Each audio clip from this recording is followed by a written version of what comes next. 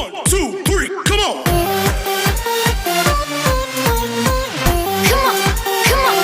Warahmatullahi wabarakatuh. Alhamdulillahirabbil alamin. Hari ini kita akan melaksanakan praktikum fisika dasar yang berjudul penentuan massa jenis. Sebelum kita melaksanakan praktikum hari ini, saya akan menjelaskan beberapa hal. Yang pertama, alat dan bahan yang akan digunakan. Kemudian yang kedua, prosedur kerja. Sebelumnya itu saya ingin jelaskan tentang massa jenis. Jadi massa jenis suatu zat itu adalah massa suatu zat atau benda di dalam satuan volume. Nah, massa suatu benda itu di dalam volume yang dimaksud itu adalah volume air itu berbeda-beda. Sesuai dengan hukum Archimedes, kita mengetahui bahwa jika massa jenis suatu benda itu memiliki nilai sama dengan 1, yaitu massa jenis air, maka benda itu dalam kondisi di air, di perairan, maka dia posisinya terapung, melayang. Kemudian apabila massa jenisnya itu lebih rendah daripada 1 atau massa jenis air, maka dia posisinya terapung. Dan apabila lebih besar dari 1, maka massa jenis benda tersebut akan tenggelam. Nah, hari ini kita coba untuk mempraktekkan bagaimana sih penentuan massa jenis. Sesuai dengan rumusnya, penentuan massa jenis ini memiliki rumus, itu sama dengan massa jenis sama dengan massa per volume. Ya, volume yang dimaksud ini adalah volume benda.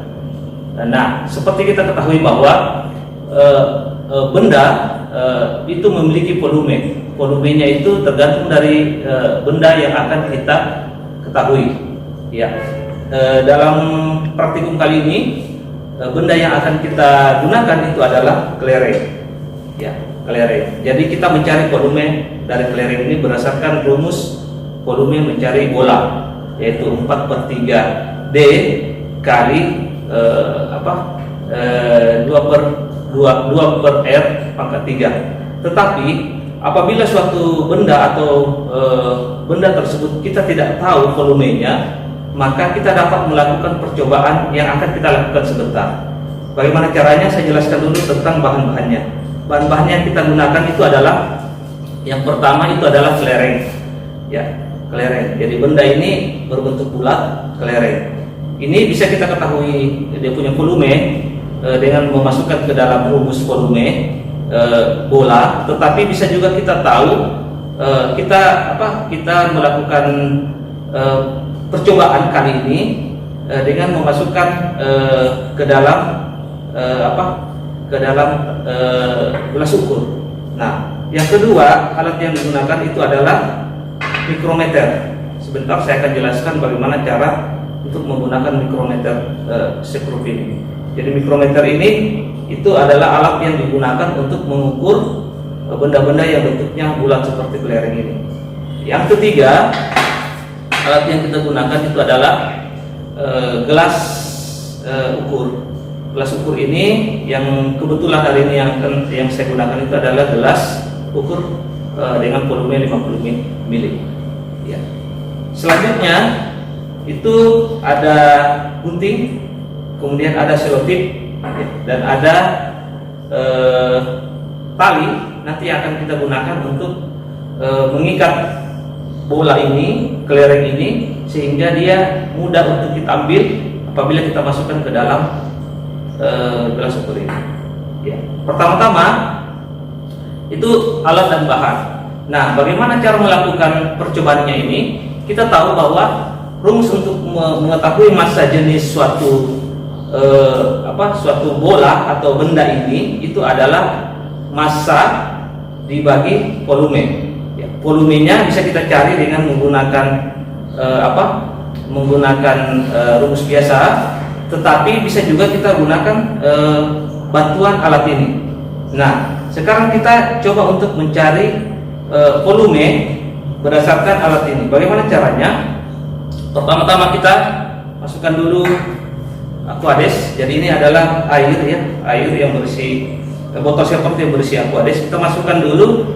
Caranya itu kita tuang airnya ini sampai dengan volume kurang lebih 40 ya, 40 ya. Kita tuangkan seperti gini ya. Oke, apa dia menetes saja ya. Oke. Ya.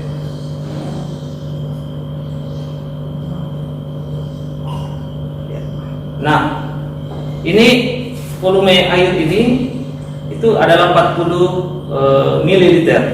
Nah, kalau cara untuk membacanya itu kita tempatkan gelas ukur ini pas-pas di mata kita. Jadi mata kita itu sejajar dengan skala yang ada di gelas ukur ini. Ya, kita tempatkan. Nah, di dalam gelas ukur ini kan ada cekung. Kalau dia larutannya bening, maka yang dibaca itu adalah cekung yang di bawah. Ya, yang di bawah. Jadi yang di bawah ini, yang cekung yang di bawah ini nanti akan diluruskan dengan skala yang ada pada gelas ukur ini. Kalau dia larutan berwarna, yang diukur itu adalah cekungan yang di atas. Oke, ini sudah 40 mili. Sekarang kita membuat atau mempreparasi bola tadi ini, kemudian kita akan memasukkan ke dalam gelas ukur ini untuk menentukan massa jenisnya ya. Oke, ini kami sudah buat. Jadi kami sudah buat dari sederhana ya, dengan bantuan selotip dan tali ya, kami ikatkan di dalam bola ini. Tapi sebelumnya kita harus menimbang dulu, karena rumus untuk mengetahui massa jenis benda ini itu adalah massa dibagi volume. Volume yang dimaksud itu nanti volume yang terjadi pada saat bola ini diturunkan, maka volume yang tadinya 40 mili ini pasti akan naik. Dan itu berapa kenaikannya, itu yang akan kita bagi dengan massa yang akan kita ukur dengan neraca ya. Kita ukur dengan neraca. Nah, sekarang ini sudah kita ukur. Kita akan ukur di lab sebelah untuk mengukur berapa berat yang terdapat pada bola ini. Kita lanjut untuk mengukur bola tadi, yang kelereng tadi, dengan menggunakan neraca. Jadi ini adalah neraca analitik. Neraca analitik ini memiliki cara-cara pengukuran yang harus kita perhatikan seksamanya. Yang pertama, caranya itu kita nyalakan dengan menekan tombol merah ini, kemudian kita tunggu sehingga dia muncul angka 0,00.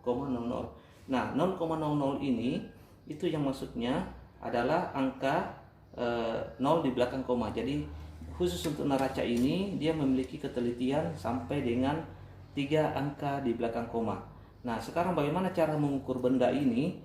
Yang pertama, kita membutuhkan wadah, karena ini adalah kelereng mudah menggelinding di dalam neraca ini, sehingga kita membutuhkan wadah penampungnya. Tetapi ini tidak kita hitung, beratnya. Ya, nanti kita akan normalkan beratnya ini sehingga berat ini tidak masuk ke dalam berat benda yang akan kita hitung. Caranya itu tangan kanan ini membuka jendela di sebelah kanan ya, kita buka begini. Kemudian tangan kiri itu kita buka jendela di sebelah kiri. Nah, pertama kita masukkan wadahnya ini ke dalam sini ya, ke dalam alatnya ini, sehingga ini kan muncul beratnya ini kita tidak gunakan, makanya kita harus normalkan, karena yang akan kita ukur itu hanya berat benda yang kita inginkan saja. Caranya itu yang pertama kita tekan ini kalibrasi sehingga dia angkanya ini muncul kembali 0, sehingga kita bisa masukkan. Nah, kita masukkan benda ini ke dalam ya, ke dalam, kemudian kita gunakan tangan kita kedua ini masuk ke dalam, kemudian kita tempatkan di wadahnya tadi ya, kemudian kita tutup ya. Pada saat kita tutup, maka angka di dalam alatnya ini akan melakukan scanning. Ya, kita tunggu beberapa menit sehingga dia angkanya normal. Pada saat angkanya sudah normal seperti begini, maka kita catat. Kebetulan benda ini itu beratnya 5,506 gram. Ya, itu sekilas untuk penggunaan alat. Mengukur berat dari bola tersebut itu beratnya adalah 5,506 gram. Sekarang kita mengukur volume. Yang tadi saya ajarkan bahwa volume itu ada dua caranya. Kita ukur volume tersebut ini. Volume dengan mengukur volume bola tersebut, ya. Atau volume itu yang dimaksud dengan memasukkan ke dalam gelas ukur ini yang berisi air, ya. Pada saat kita masukkan, maka akan terjadi kenaikan tinggi air pada gelas ukur tersebut, ya. Tinggi air mula-mula, kemudian tinggi air setelah ditambahkan bola tersebut, kemudian dikurang tinggi air mula-mula, itu adalah volumenya. Itu dengan menggunakan gelas ukur ini. Bisa juga kita gunakan mencari volume tersebut dengan menggunakan alatnya ini. Pertama-tama kita mencari volume dengan menggunakan gelas ukur ini. Oke, saya masukkan, ini adalah bola. Saya masukkan ke dalam gelas ukur ini. Ini tadi volumenya 40 ml. Pada saat saya masukkan ke dalam, biarkan dia tenggelam. Maka kita baca akan terjadi kenaikan tinggi air di sini. Yang tadinya 40 ml menjadi sekarang menjadi 43 ml.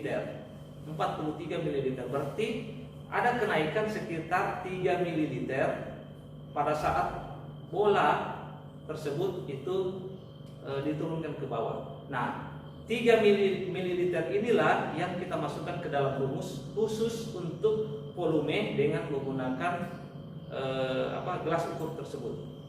Ya. Jadi tadi rumusnya, massa jenis adalah massa benda yang tadi kita ukur dalam neraca dibagi dengan volume muka air, ya, yang terjadi setelah benda tersebut ditenggelamkan di dalam air. Ya. Yang kedua, bagaimana cara mencari volume benda tersebut dengan memasukkan ke dalam volume bangun ruang. Kita tahu bahwa bola ini, benda ini termasuk bangun ruang bola, sehingga kita menggunakan rumus bola. Ya. Kita ketahui bahwa rumus bola itu adalah 4/3 pi dikali d itu diameter per 2 pangkat 3. Nah, sekarang pi itu kita ketahui, pi itu adalah 3,14 atau 22/7. Nah, kemudian yang belum kita ketahui itu adalah diameter, sehingga kita menggunakan alat ini namanya mikrometer untuk mengukur diameter benda tersebut, khususnya benda yang berbentuk bulat tersebut. Caranya kita sorong ke sebelah kiri, ini nanti adalah penjepit. Kita sorong ini sehingga bolanya ini bisa masuk, ya. Kemudian kita jepit bolanya, ya. Kita jepit bolanya seperti begini. Oke, bagaimana cara membaca dengan menggunakan mikrometer ini? Setelah bola tersebut kita jepit, kita melihat di sini ada angka-angka. Ini adalah skala utama dan ini adalah yang diputar, ini adalah skala nonius. Ya, skala nonius itu adalah biasanya angka di belakang koma. Ini adalah skala utamanya. Nah, coba kita lihat pada saat penentuan skala ini, kita lihat berapa skala yang terlihat di sini. Jadi kita lihat di sini, ini adalah 0 sampai 5 itu satu skala atau 1 mili. Ya, kita lihat ini penunjukannya di angka 15. Kemudian ada lagi 1 berarti 16. 16, berapa? Kita lihat dari skala noniusnya. Ya, skala putarnya ini. Kita lihat yang sejajar dengan garis ini. Sejajar dengan garis ini, ternyata ini mulai dari 0, kemudian ini adalah 1. Berarti skala atau diameter bola tersebut adalah 16,1. Bismillahirrahmanirrahim. Assalamualaikum warahmatullahi wabarakatuh. Hari ini kita akan melanjutkan praktikum fisika dasar yang kedua yang berjudul viskositas zat cair. Nah, kita tahu bahwa zat cair itu pasti memiliki ada yang kental, ada yang encer, ada yang yang antaranya itu. Nah, kental encernya suatu zat cair itu dinamakan viskositas. Ya, jadi viskositas itu kekentalan zat cair. Nah, bagaimana caranya kita menentukan kekentalan zat cair dengan menggunakan alat-alat sederhana yang bisa kita temukan di rumah? Itu saya akan jelaskan beberapa tahap. Yang pertama, alat dan bahan yang dibutuhkan, dan yang kedua, prosedur kerja. Alat yang dibutuhkan itu yang pertama, yang tadi ini adalah gelas ukur. Ini sebagai wadah. Nanti kita akan mengukur viskositas daripada zat cair. Yang kedua, tetap kita pakai mikrometer, ya, mikrometer. Jadi mikrometer ini kita gunakan untuk mengukur diameter daripada zat yang berbentuk bola. Ya. Kemudian ada kelereng, ya, kelereng, kita gunakan kelereng. Ya, apakah ini bisa diganti selain kelereng? Boleh. Tapi untuk percobaan ini saya gunakan kelereng karena lebih mudah diperoleh. Yang selanjutnya ini adalah gunting. Nanti kita akan buat seperti begini. Ya, kelerengnya itu nanti akan diisi isolasi, kemudian dia akan dimasukkan ini tali. Sama tadi fungsinya untuk mengangkat benda tersebut. Pada saat dia jatuh kita akan angkat. Nah, kemudian selanjutnya ada ini double tip. Double tip ini untuk penanda di sini. Jadi kita akan menghitung berapa lama sih pada saat benda tersebut dijatuhkan ke bawah sampai dengan dia mencapai titik tertentu. Nah, penandanya itu kita tandai dengan double tip ini.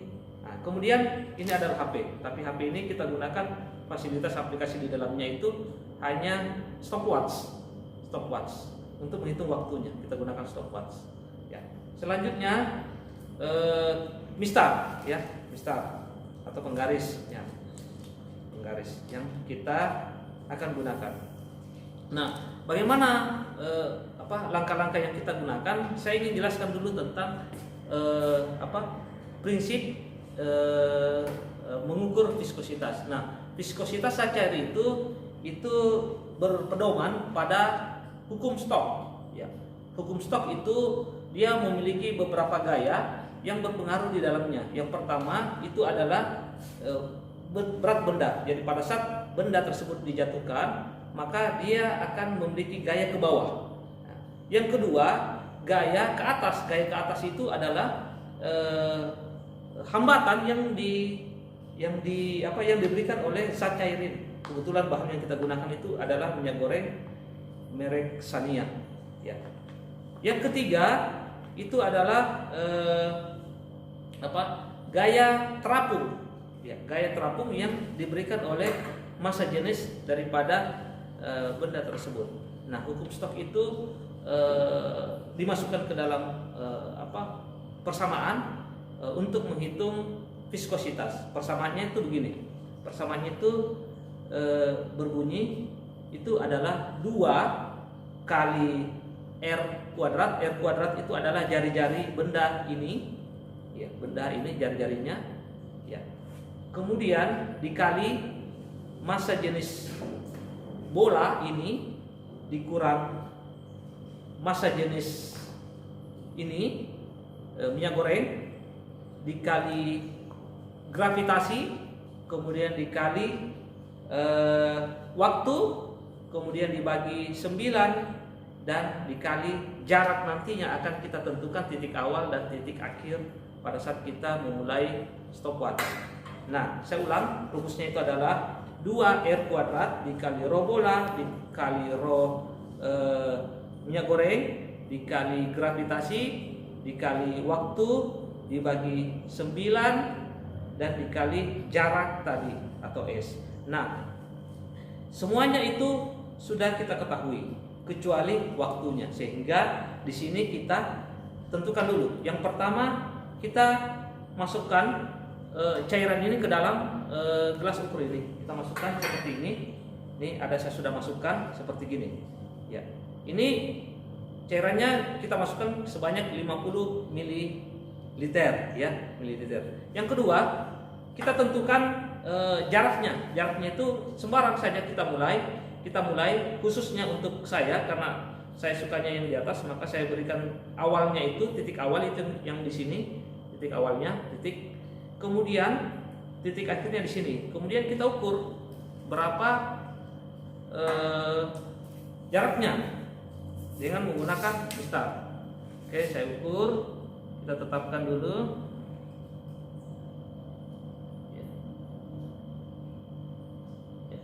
Oke, ini jaraknya 8 cm ya, 8 cm. Jadi S tadi itu adalah 8 cm. 8 cm.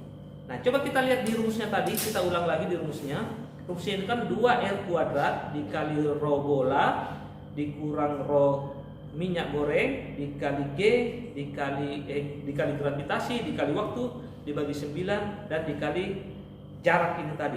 Nah, kita masukkan apa-apa yang sudah ada. Yang sudah ada itu yang pertama itu adalah rho bola. Rho bola itu tadi yang kita cari pada percobaan sebelumnya untuk menentukan massa jenis bola. Massa jenis kelereng tadi yang kita peroleh itu adalah 1,83 gram per mili. Yang ini yang tadi kita gunakan, ini massa jenisnya 1,83, itu kita peroleh dari percobaan sebelumnya. Yang kedua yang kita peroleh itu adalah rho minyak goreng.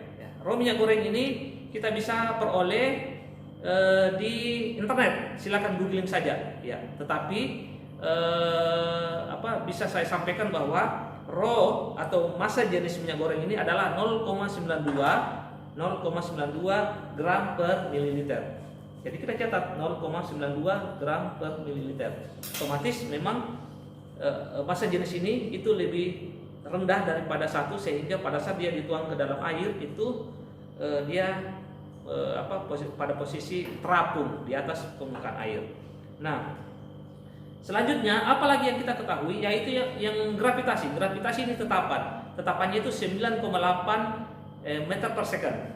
Itu tetapan. Iya. Apalagi yang kita ketahui itu adalah S tadi jaraknya itu, yang S yang ini kita ukur ini 8 cm. Ya, sehingga apalagi yang kita belum ketahui itu adalah R jari-jari daripada bola ini kita belum tahu, dan waktu pada saat kita jatuhkan pada titik awal dan titik akhir kita jatuhkan itu waktunya berapa detik. Nah, sekarang saya mau cari dulu ini ya. Caranya cari seperti yang percobaan sebelumnya, kita menggunakan alat mikrometer. Kita jepit saja di alatnya ini.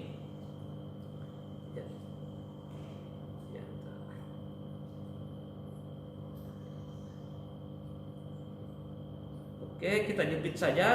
Kemudian kita melakukan pembacaan seperti pembacaan sebelumnya. Yang kita baca yang pertama, skala utamanya itu berada pada posisi 16, dan skala putar atau skala Nonius itu berada pada posisi 41. Jadi ini 41, ini 16. Berarti dia punya diameter itu adalah 16,41. 16 di sininya 16, kemudian skala putarnya yang ini itu 41. Jadi 16,41. Nah, sekarang kita masukkan di dalam rumusnya. Dalam rumusnya itu ternyata yang ingin diketahui itu adalah R kuadrat. R kuadrat atau jari-jarinya. Tapi dengan menggunakan alat ini kita ketahui itu adalah diameternya. Ya.